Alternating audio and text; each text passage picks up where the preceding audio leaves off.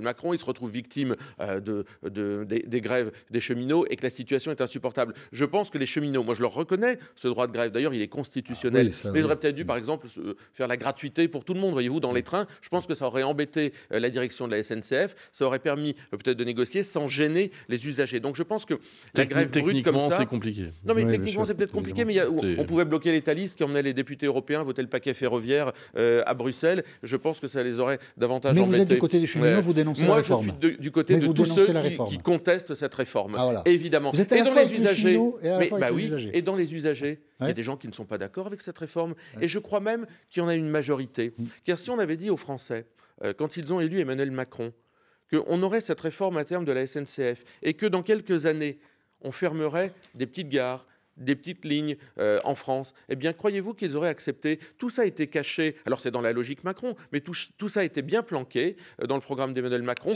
Ça surgit parce qu'on arrive à la date limite dans laquelle l'Union européenne dit à Emmanuel Macron il faut appliquer la directive et qu'Emmanuel Macron est un bon élève de l'Union européenne. Vous êtes contre la concurrence? Il est même soumis. Vous êtes contre la concurrence? Dans le domaine du transport public, je pense qu'elle peut faire des dégâts.